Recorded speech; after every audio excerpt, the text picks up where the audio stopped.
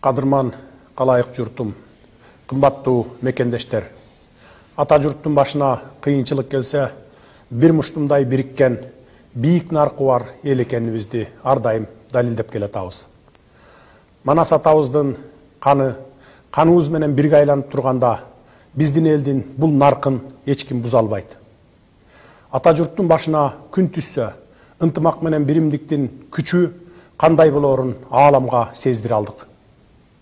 Мекен чегин коргоо ары жооптуу, ары сыймыктуу ыйык милдет. Ошентсе да, жигиттерибиз эл жеринин чегин коргоп жатып, кандары забын болгонуна ар бирибиздин жүрөгүбүз сыздап турат. Курман болгон жоокерлерибизди жарык дүйнөгө алып келип, кыргыз жерин жанындай сүйүп, ага өмүрүн берүүгө даяр кылып тарбиялап өстүргөн энелерге айтарым, сиздер чыныгы баатыр уулдарды төрөгөн экенсиздер. Сиздерге башым тийип таазим кылам. Алардын ар биринин эрдиги Кыргызстан элинин эсинде түбөлүккө сакталат. Мекенчегин коргоп, курман болгон ар бир жоокердин ата-энелери менен жакындарына терең кайгыруу менен көңүл айтам. Кайрат кылыңыздар. Баатыр уулдарыбызга бүгүн бүт Кыргызстан эли башын ийип, таазим кылып, аза күтүү менен бирге чын дилдеринен ыраазы болуп, сыймыктанышууда.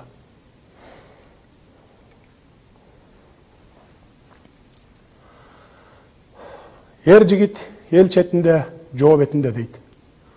Керек болсо, ар бир жигит ата журт үчүн канын жанын аябаган деген мына ушул эмеспи?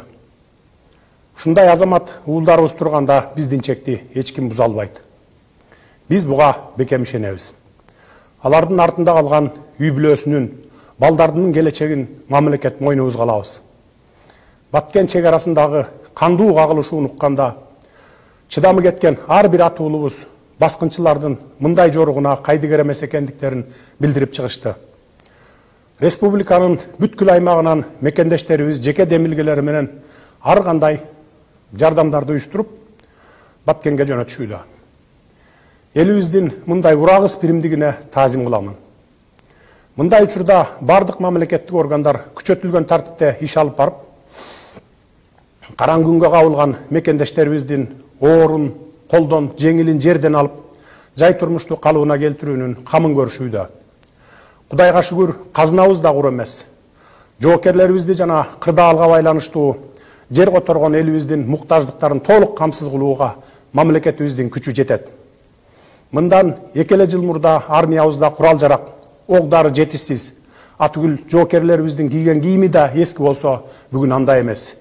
Армиябыз барган сайын ар тараптан күчтөнүп, катылгандын катыгын берүүгө моралдык жактан да, материалдык жактан да жетилип барат. Кагылышууда талкаланган, күйгөн үйлөрдү чукул арада кайра курууга да мамлекетибизде каражат бар. Арадан аз убакыт өтсө да белибиз бекемделип калды.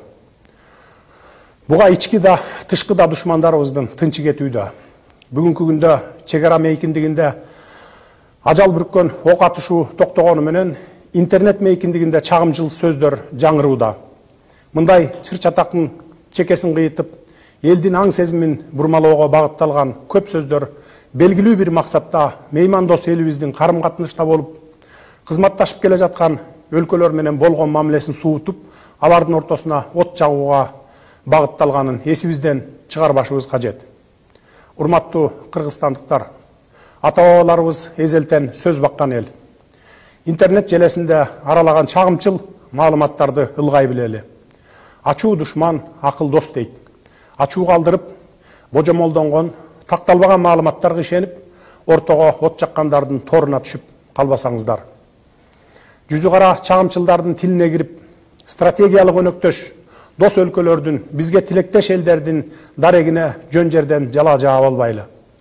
Мындай коогалаңдуу шартта бир гана расмий органдар тарабынан берилип жаткан маалыматтарга гана ишениңиздер деп үндөп кетер элем. Себеби азыркы учурда чек ара коопсуздугу, маалымат коопсуздугу баары тыкыр көзөмөлдө. мамлекетибиздин чек араларына байланыштуу талаштуу маселелер акырындык менен чечилип келе жатат. Өзүңүздөр билгендей, буга чейин Өзбекстан Республикасы менен чектешкен аймактардагы чек араларыбыз толук чечилип, расмий түрдө документтештириле турган маселе гана калды. Бүгүнкү күндө жалгыз гана Тажикстан Республикасы менен чектешкен жерлерибиз такталбай, көйгөй жаратып келүүдө.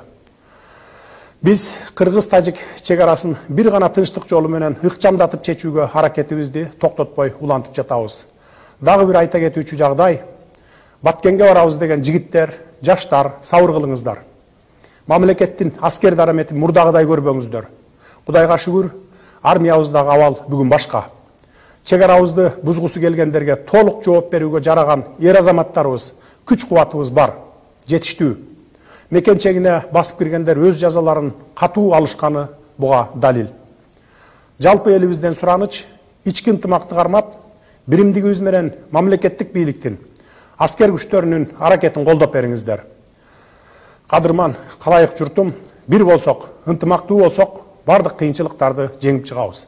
Ынтымагыбыз чыңдалып, биримдигибиз бекемделе берсин. Кам манастын тукумубуз деген демибиз өчпөсүн. Сүйүктүү Кыргызстаныбыздын асманы ачык, Баткен жергесинде дайыма тынчтык болсун.